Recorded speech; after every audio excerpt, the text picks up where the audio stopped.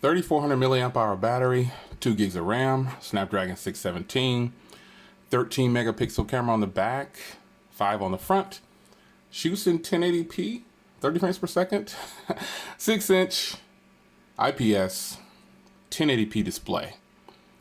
And when I tell you that this phone is just a monster killer device, I tell you no lie. I've had this phone since launch, and this is the ZTE ZMax Pro. This is my revisited video. So I've had this phone since launch, and I've given away this phone on my channel. I've promoted it in any kind of way that I can. This phone is one of the best phones that have hit the market in 2016. Now we're now in 2017. So it's time to revisit this phone. How's it been handling itself? How's it been holding up? Is there any lag? Is there any stutter? Is it breaking down? Does it have nougat? Those are some of the main questions that I've been getting from people. And no, it doesn't have nougat. Does it need nougat? Not to me. It's still running like a champ. The 617 isn't the best processor that can go into a phone. If this had the 625, woo, yeah, with 3 gigs of RAM, it would be a killer phone with a few other minor tweaks. So this phone has a 6-inch display, and this is a big phone. And I just feel like it's a phone that still needs to be reckoned with, even in 2017. There hasn't been any phones that have come out that can match the value and the package that's put together with this phone right here. I think when ZTE made this phone, they made a fantastic device. There is hands down nothing that can compare to the package that is put together for this phone. Now, let me start with the things that going into 2017 would need an upgrade. So a new version of this phone definitely would be fantastic. The ZTE ZMax Pro 2. That would be great. We would need to change the cameras. Now the cameras on this phone are really good, but the fact is there are cameras out there that are better, and there are cameras that are put together and you know, the package isn't complete.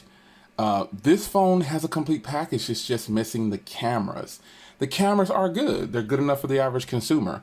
But from the seat that I sit in, I need a more powerful camera. And I'm not just saying that on this video. I've actually reached out to the powers that be and asked them, hey, on the second iteration of this phone, change out the cameras, upgrade the processor, and you've got a killer device. They could leave this identical. They could leave this all the same, bring a new color out or something, I don't know, but other than the cameras and the RAM and the processor, those are the only things that I would change on this device. Nothing else. Everything could stay the same. It's a big phone. It takes advantage of the real estate. It has capacitive buttons down here. It doesn't have on-screen buttons, so that's a huge plus.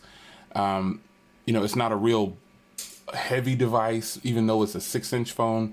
It actually does really, really good. So with that being said, how's it doing in 2017? Well, we're just starting off 2017, but it's actually still doing fantastic. This phone really flies. I've got the Pixel launcher on here. I could use the stock launcher that comes with the phone, or I could use the Mi Favor.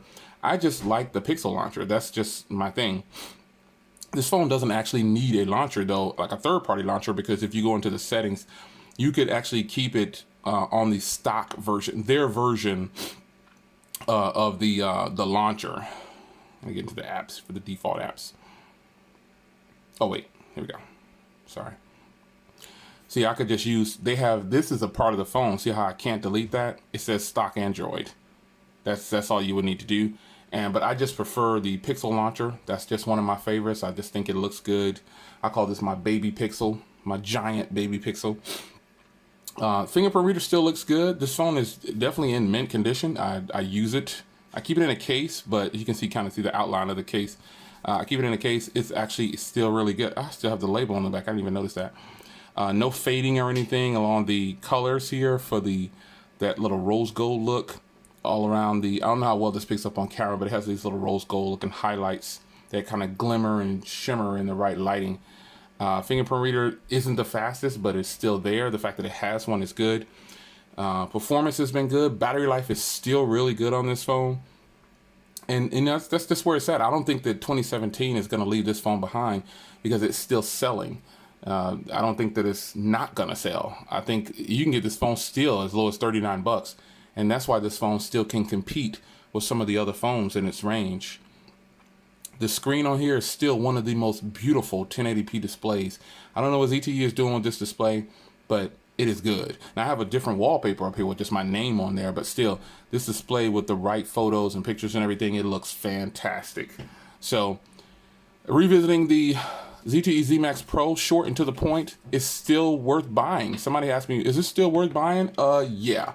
This is definitely a phone that you should pick up in 2017. If you can get this for 39 bucks, 100 bucks, whatever, grab it. Yeah, it has the 617 in there, but it doesn't have the lag that some other phones have with the 617 processor.